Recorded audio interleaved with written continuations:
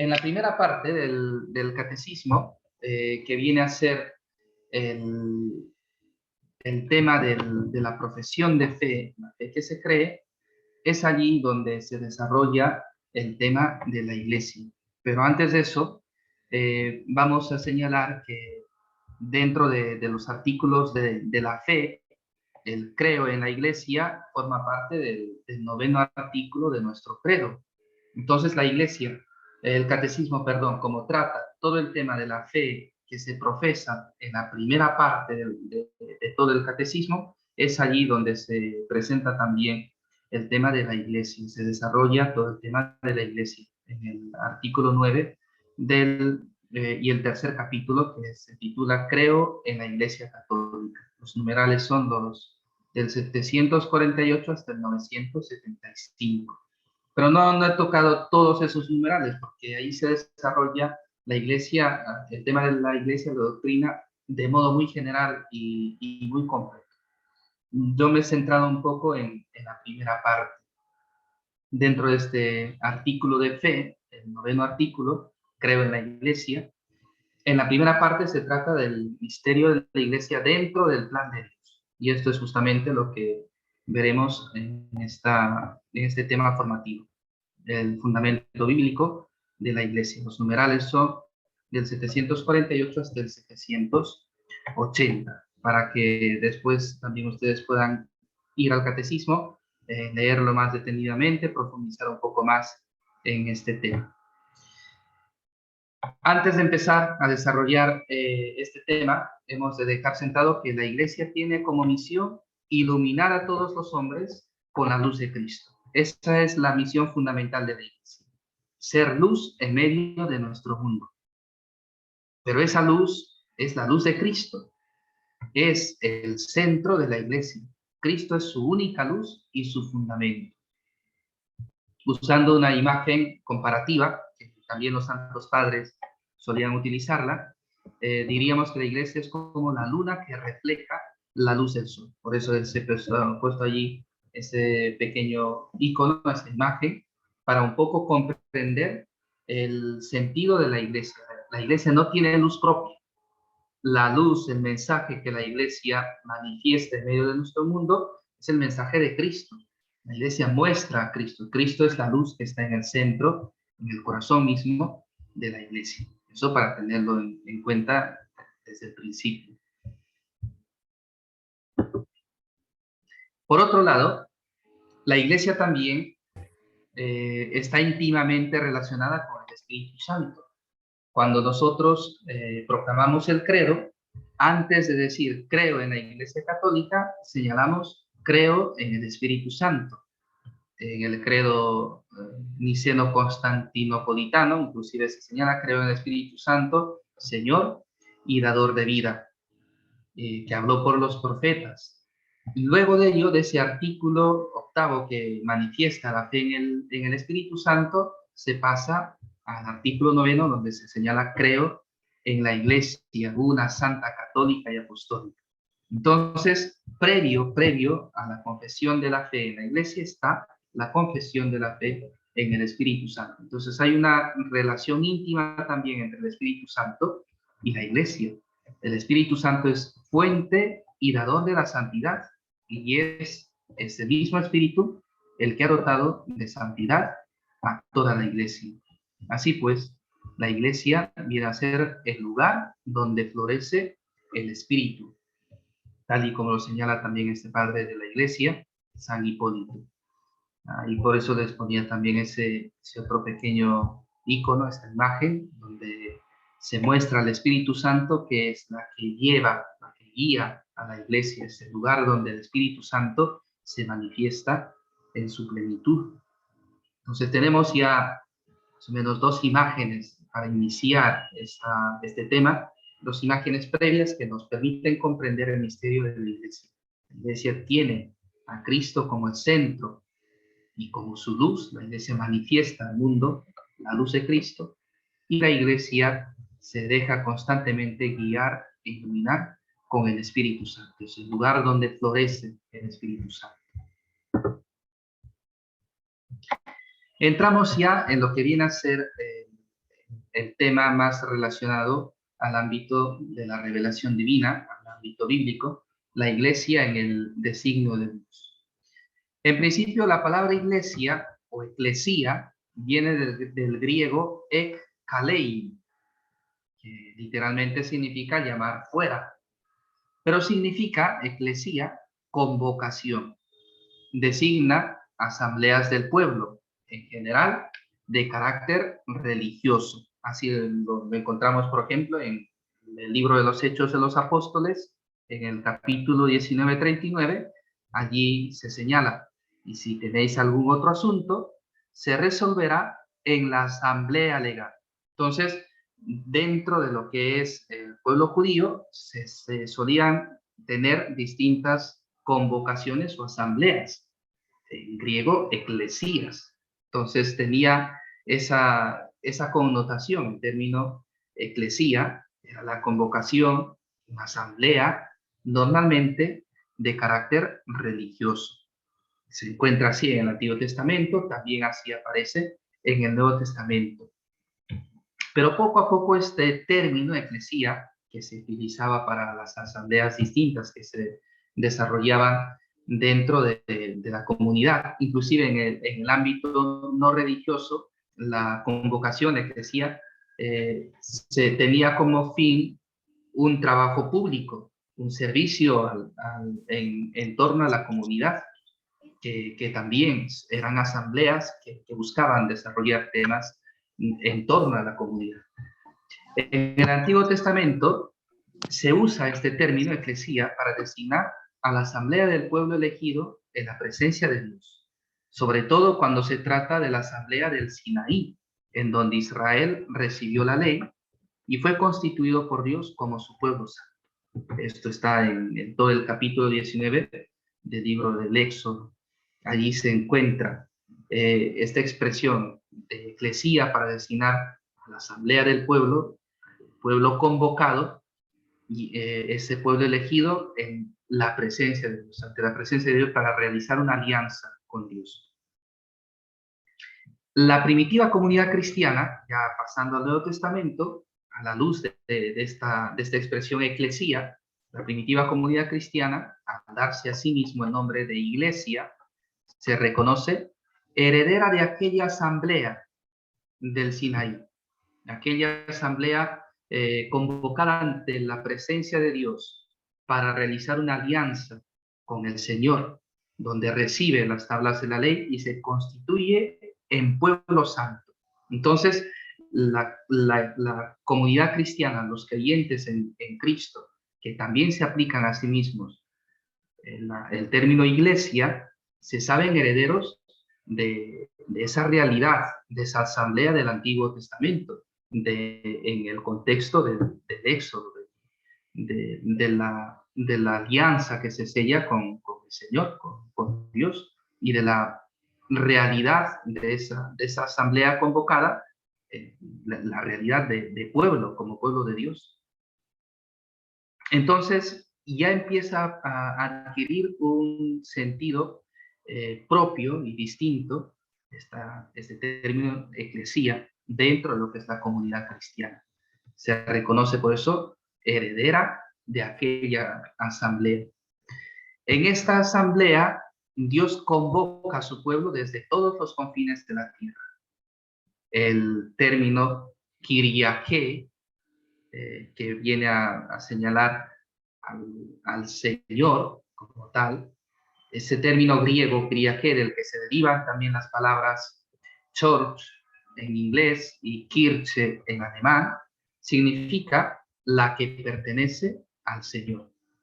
Para más o menos tener en cuenta también de dónde surge el nombre de iglesia en estos idiomas, en inglés y en alemán. Nosotros en el lenguaje español heredamos la expresión iglesia de este término griego eclesia, convocación. Pero en inglés y en el alemán, el término iglesia deriva para ellos de la expresión Kyriake, que tiene relación con la expresión griega Kyrios, que hace referencia al Señor. Y por eso en esos idiomas, iglesia significa la que pertenece al Señor. Más allá de la convocación, hace referencia a la pertenencia, a la elección. Pero todo está relacionado también en ese sentido. En el lenguaje cristiano, la palabra iglesia designa no solo la asamblea litúrgica. Tenemos varios textos del Nuevo Testamento donde se señala a la iglesia como una asamblea litúrgica. Por ejemplo, en 1 Corintios 11:18, allí San Pablo señala, pues ante todo, oigo que al reuniros en la asamblea hay entre vosotros divisiones, y lo creo en parte, dice San Pablo. En este pasaje, cuando San Pablo habla de la asamblea o de la iglesia, está haciendo referencia a la asamblea litúrgica.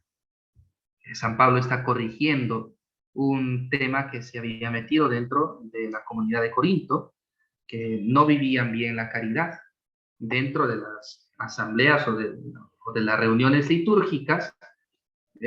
Si bien es cierto, se reunían para celebrar la cena del Señor, muchos en esos momentos, después de celebrar la Eucaristía, la cena del Señor, sacaban sus banquetes, sus alimentos y banqueteaban entre ellos. Los que podían más banqueteaban muy bien, los que no tenían nada solamente miraban cómo los demás comían.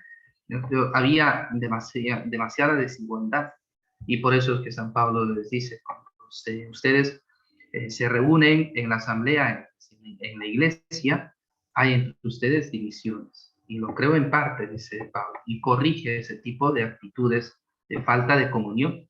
Y es allí cuando San Pablo también señala que el que come el cuerpo de Cristo indignamente, come su propia condenación, haciendo referencia a los pecados que van contra la comunidad. No se puede decir que estamos en comunión con Cristo, dice Pablo, si no estamos en comunión entre nosotros, si somos causa, motivo de división. Pero aquí encontramos un primer sentido en el ámbito bíblico de lo que es la asamblea o la iglesia, asamblea litúrgica, convocación para celebrar.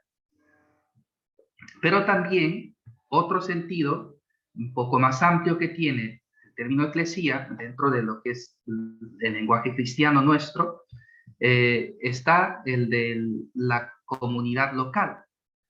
Encontramos otros textos, por ejemplo, 1 Corintios 1:2, 16:1.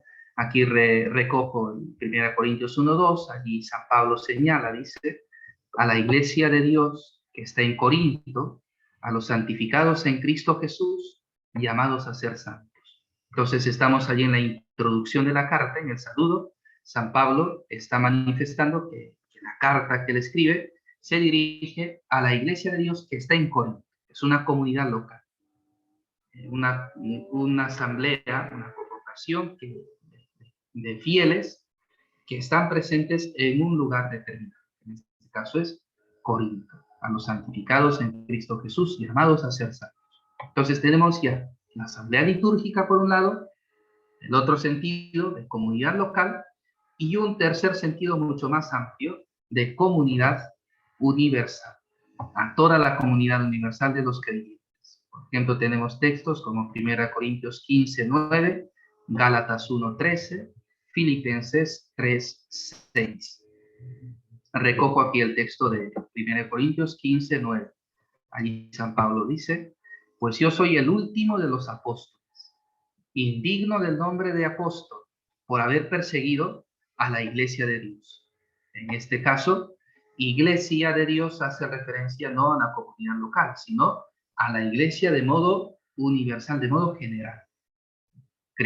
Pablo se acuerda de su tiempo en el judaísmo como fariseo, cuando persiguió a los cristianos. Entonces él señala, en ese tiempo yo fui un perseguidor de la iglesia de Dios. Y tiene este sentido universal. Entonces, por lo menos tenemos aquí ya tres sentidos de lo que es la eclesía, la asamblea, como asamblea litúrgica, como una comunidad local o como una comunidad universal. Y así también nosotros a día de hoy lo comprendemos. Cuando vamos a las celebraciones litúrgicas, algunos nos, a veces hablando, dicen, ¿de dónde vienes? De la iglesia que hemos estado allí celebrando. O voy a celebrar, voy a la iglesia, voy a tener una celebración litúrgica. O también, lo veremos un poco más adelante, también haciendo referencia al espacio donde la comunidad se reúne para la celebración.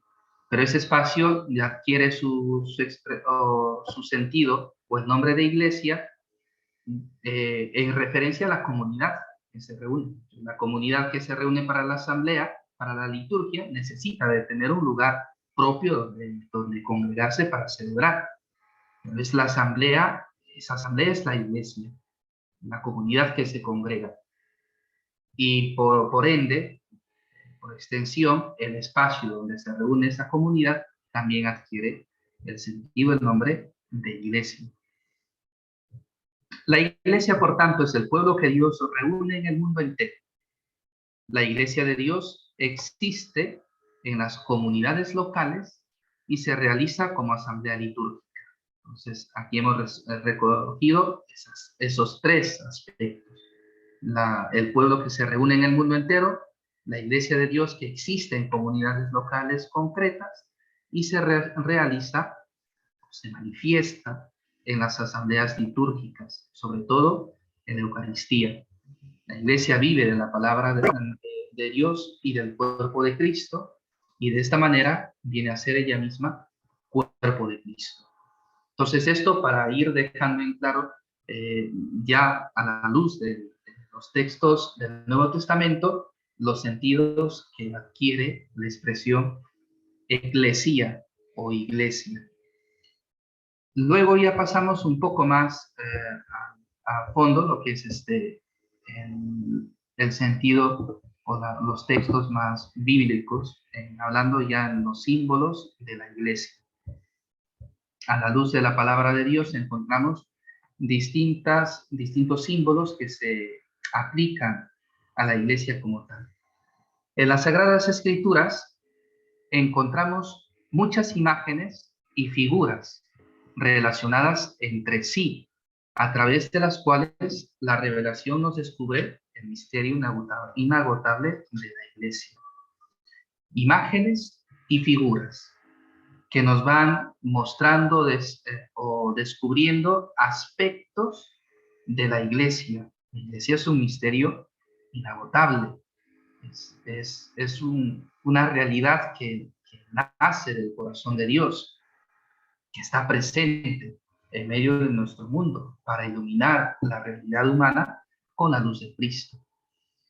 Estas imágenes del Antiguo Testamento, si nos vamos primero al Antiguo Testamento, constituyen variaciones de una idea de fondo, la del pueblo de Dios. Siempre que encontremos en el Antiguo Testamento imágenes, símbolos, figuras que nos hablen de la asamblea que se convoca, no serán otra cosa más que variaciones de lo que es esta realidad del pueblo de Dios. Eso es en el Antiguo Testamento. En el Nuevo Testamento, las imágenes que se presentan y que hablan de la iglesia adquieren un nuevo centro, puesto que Cristo viene a ser la cabeza de este pueblo, el cual es desde entonces su cuerpo. Entonces, en el Nuevo Testamento, las imágenes que hablan del misterio de la iglesia tienen como referencia a Cristo y a su cuerpo como tal. Cristo como cabeza y a la iglesia que es el cuerpo de Cristo. Entonces, más o menos es la imagen o figura que está en el centro de una persona, de un ser que tiene cabeza y cuerpo. Y en torno a esa realidad se desarrollan, o sea, adquieren su sentido las distintas imágenes o signos o símbolos que se aplican a la iglesia. En torno a este centro se agrupan imágenes tomadas de la vida de los pastores, de la agricultura, de la construcción, incluso de la familia, y del matrimonio. Entonces, cuando vayamos viendo ahora distintas imágenes de la iglesia, iremos congregando esas imágenes en torno a este tipo de realidades. La realidad de los pastores, la vida de los pastores, la realidad de la agricultura, el campo, el tema de la construcción, la edificación, la familia, el matrimonio. Todo ello son imágenes que se aplican en el Nuevo Testamento hacia la iglesia como tal, para comprender un poco más su misterio. Encontramos, por ejemplo, aquí el texto de Efesios 1, 22 a 23. Allí San Pablo señala: bajo sus pies sometió todas las cosas y le constituyó cabeza suprema de la iglesia, que es su cuerpo, la plenitud del que lo llena todo en todo. Entonces ya aquí San Pablo señala esta imagen que está en el centro de todo, la realidad de Cristo como cabeza de la iglesia, que es su cuerpo. En Colosenses 1:18 se recoge también otra expresión sobre esta realidad. Cristo, dice Colosenses 1:18, es también la cabeza del cuerpo de la iglesia. Entonces, en el Nuevo Testamento, el centro de todas las imágenes que hablan de la iglesia, el centro es esta figura, Cristo cabeza de la iglesia que es su cuerpo. En el Antiguo Testamento, cuando se habla de la asamblea, del pueblo de Dios, el pueblo santo de Dios, las imágenes que se apliquen para esa asamblea tienen como referencia la idea del pueblo de Dios. Lo que buscan es fortalecer o manifestar esta gran idea del pueblo de Dios. Entonces, en el Nuevo Testamento hay en ese sentido una variación en respecto al Antiguo Testamento. Tenemos como primera imagen o primer símbolo que se aplica a la iglesia, que es la del redil. La iglesia como un redil. La iglesia es en efecto el redil, cuya puerta única y necesaria es Cristo. Aquí tenemos un texto largo de Juan 10, 1 a 10. He recogido solamente el primer versículo de Juan 10. Ahí nuestro Señor Jesús señala: en verdad les digo, el que no entra por la puerta en el redil de las ovejas, sino que escala por otro lado, ese es un ladrón y un salteador. Y continúa todo ese texto en torno al rebaño o al redil, bajo la figura también de Cristo como el pastor. Es también por eso la iglesia el rebaño cuyo pastor será el mismo Dios, como él mismo anunció. Por ejemplo, está aquí el texto de Isaías 40:11. Allí señala el profeta: como pastor, pastorea su rebaño, recoge en brazos los corderitos, en el seno los lleva y trata con cuidado a las paridas. El otro texto también de Ezequiel 34:11 al 31, texto largo, solamente Ezequiel 34:11, ese texto señala: porque así dice el Señor Yahvé, aquí estoy yo mismo cuidaré de mi rebaño y velaré por él. Si ustedes han estado presentes en la Santa Misa de hoy, del Sagrado Corazón de Jesús, imagino que se acordarán también de ese texto de Ezequiel, donde se presenta justamente a Dios como el pastor de su pueblo.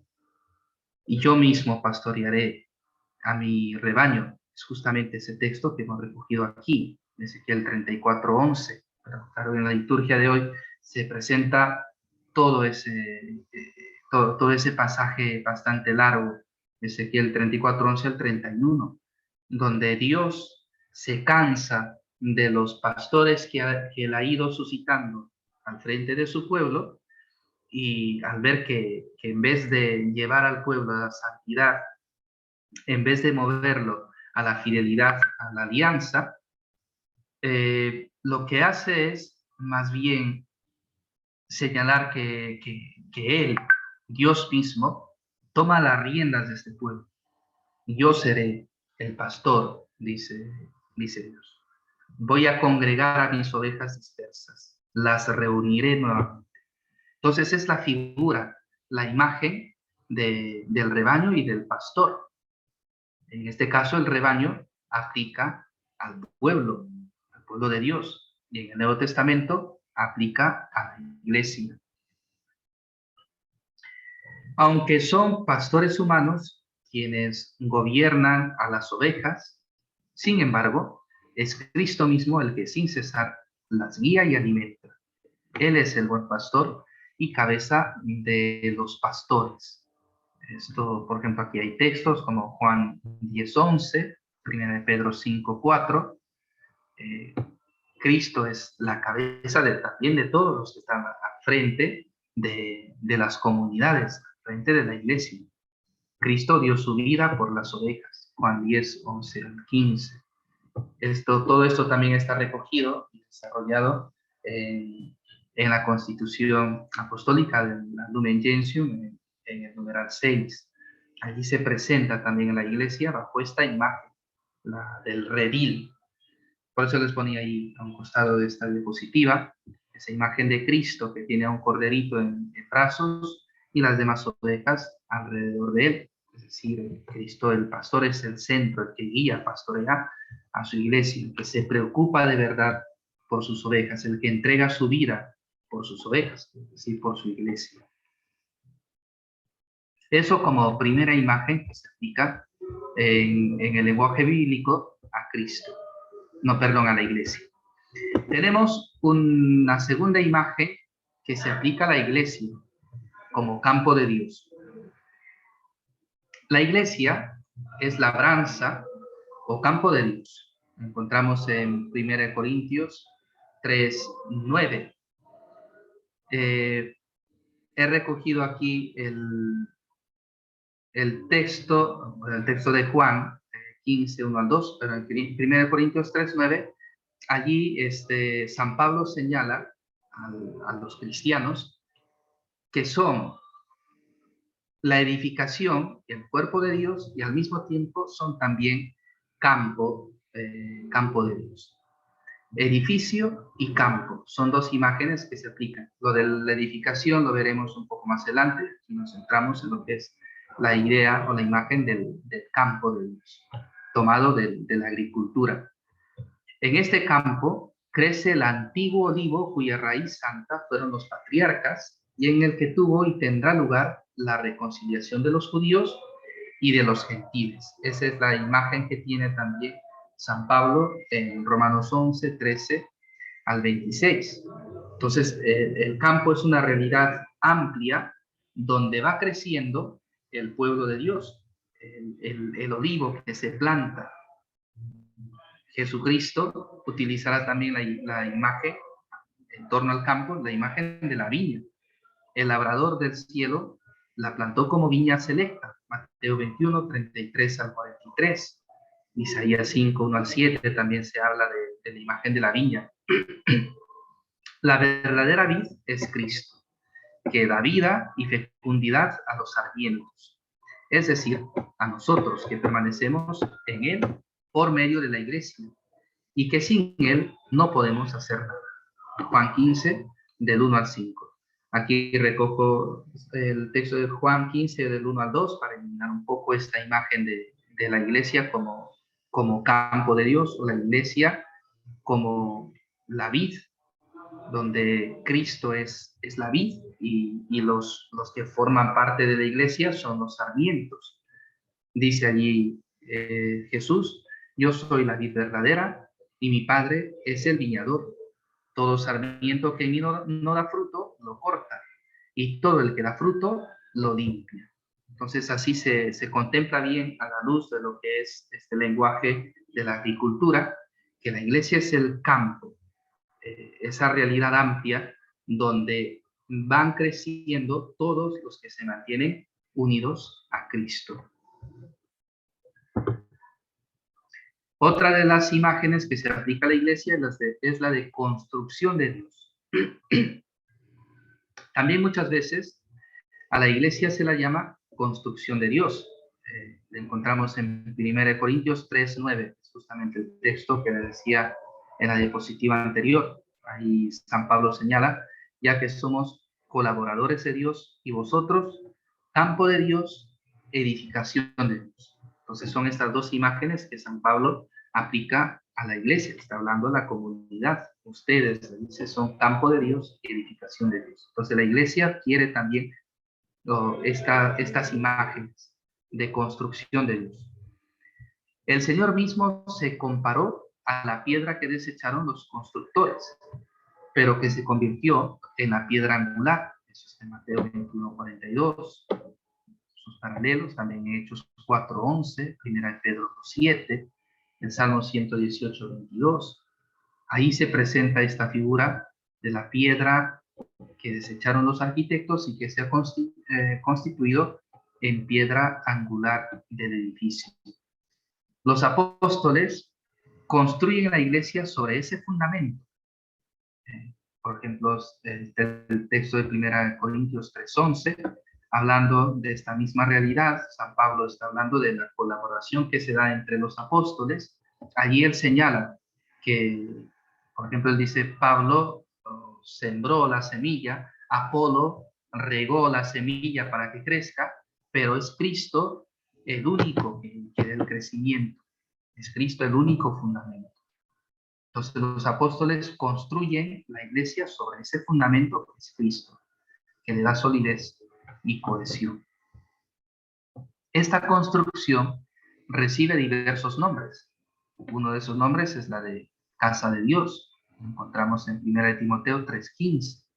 La iglesia tiene ese sentido en torno a la construcción como casa de Dios, en la que habita su familia. Habitación de Dios en el Espíritu. También es otra expresión que se le da a la iglesia en Efesios 2:19-22. Es la tienda de Dios con los hombres en Apocalipsis 21:3, haciendo referencia al Éxodo también, donde el arca de la alianza, que era el símbolo de la presencia de Dios, caminaba dentro de una tienda, y esa tienda estaba en medio de la comunidad, en medio del pueblo.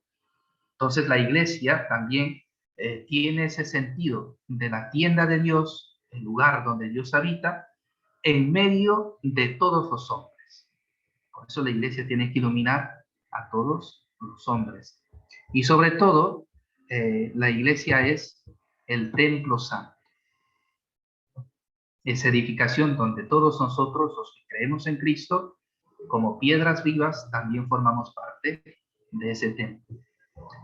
Representado en los templos de piedra, los padres cantan sus alabanzas y la liturgia, con razón, lo compara a la ciudad santa, a la Nueva Jerusalén. En ella, en esa ciudad, en efecto, nosotros como piedras vivas, entramos en su construcción en este mundo. Eso está en 1 Pedro 2:5. San Juan ve en el mundo renovado bajar del cielo, de junto a Dios, esta ciudad santa, arreglada como una esposa, embellecida por su esposo. Aquí también aparece la figura de la ciudad santa, una ciudad totalmente arreglada. Y aquí se aplica a la ciudad santa la imagen de la esposa, que se embellece, que se arregla, que se adorna para su esposo. Es esa plenitud de hermosura, de belleza, la que se aplica también a la iglesia, donde no hay ni pecado, ni arrugas, ni manchas, porque Cristo la ha purificado, Cristo la ha salvado. Cristo es quien le da la hermosura que la iglesia posee. Eso entonces en torno a esta figura, esta imagen de la iglesia como construcción de Dios. Y luego viene también esta otra imagen de la iglesia como la Jerusalén de arriba. Junto a esta imagen de la Jerusalén de arriba entra también la imagen de la madre. En Gálatas 4:26, Apocalipsis 12:17, allí se señala. Gálatas 4:26 dice, pero la Jerusalén de arriba es libre y esa es nuestra madre. La iglesia por eso es llamada también la Jerusalén de arriba y madre nuestra. Y si la describen, se la describe como la esposa inmaculada del Cordero Inmaculado.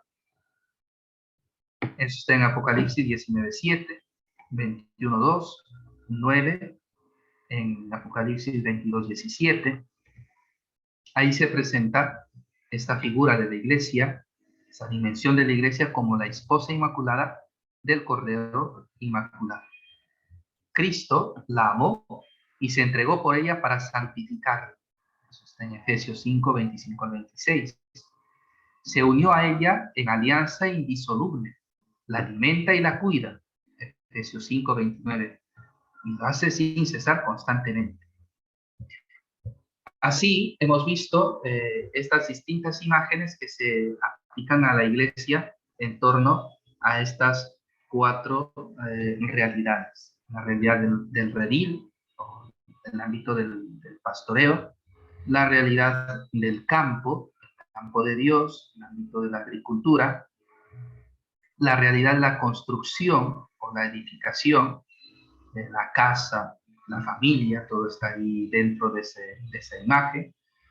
La realidad de la Nueva Jerusalén, la Jerusalén de arriba, la Jerusalén del cielo, la imagen de la esposa, la madre, la esposa inmaculada, está todo allí presente dentro de esta cuarta imagen que se aplica a la iglesia. Todo esto que sale de estos textos bíblicos presentes en el Nuevo Testamento y que ya aparecen también en el Antiguo Testamento aplicados al pueblo de Dios.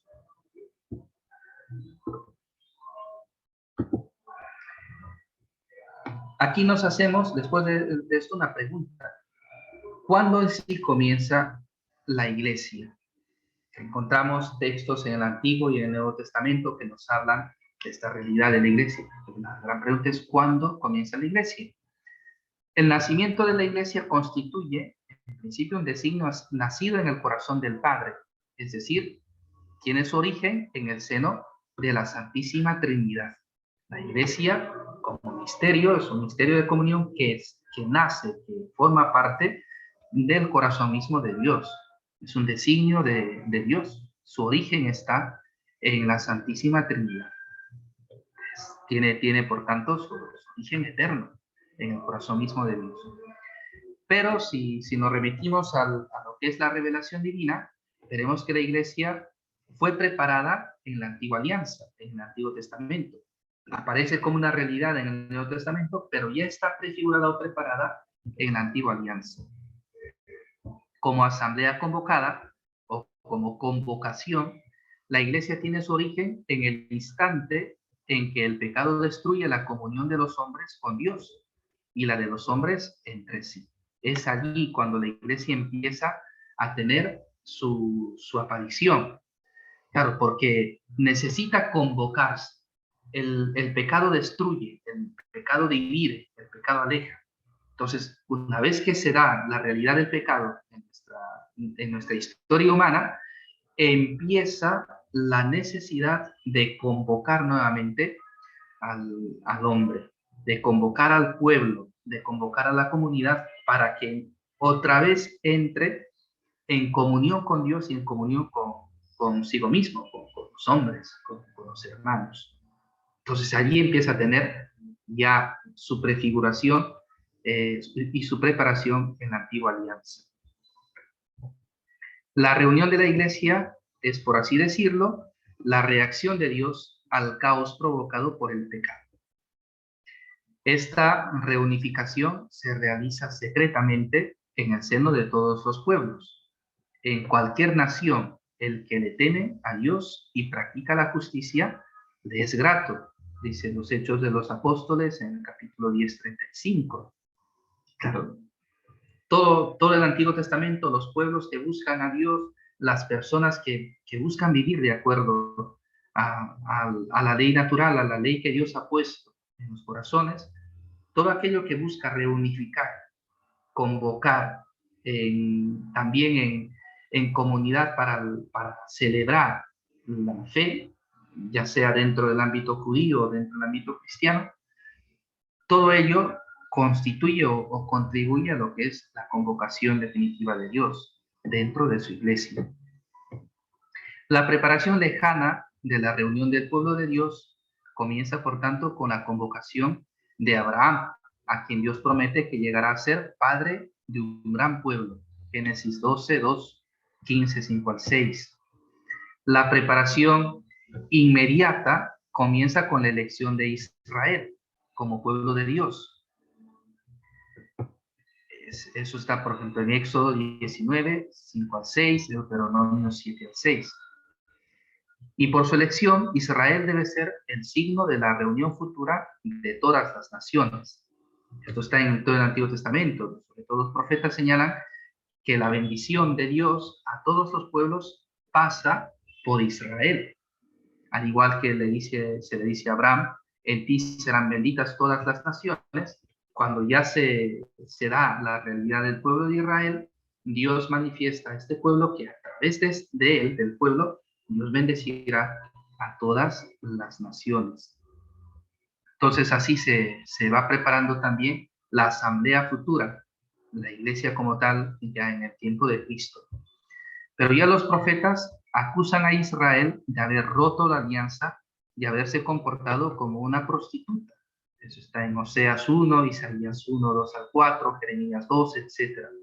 Anuncian pues una alianza nueva y eterna. Jeremías 31, 31 al 34, Isaías 55, 3. Y es Jesús quien instituye esta nueva alianza.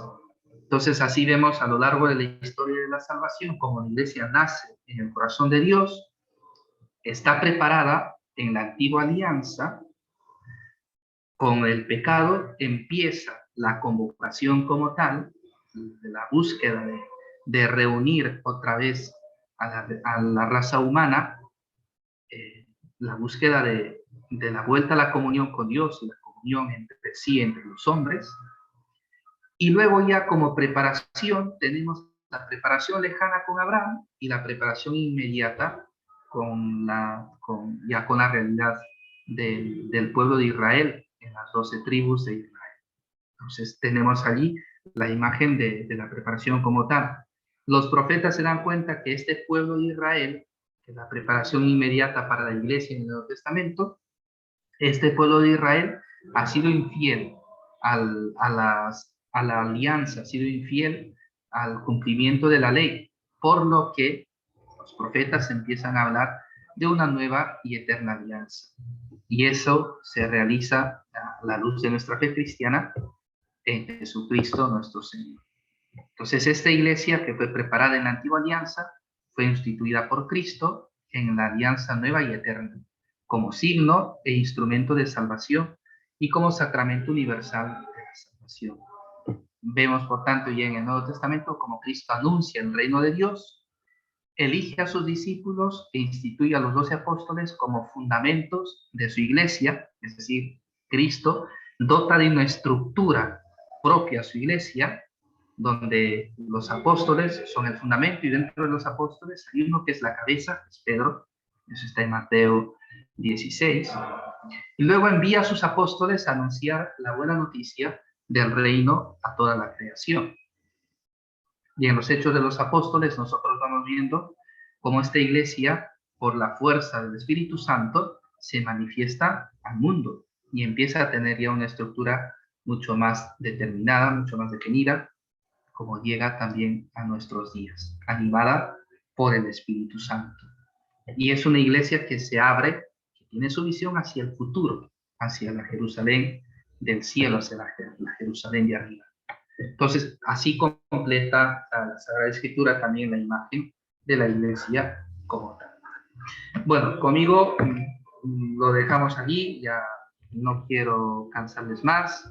Esto en lo que viene a ser lo que es la iglesia, los fundamentos de la iglesia, a la luz de la palabra de Dios, de las Sagradas Escrituras.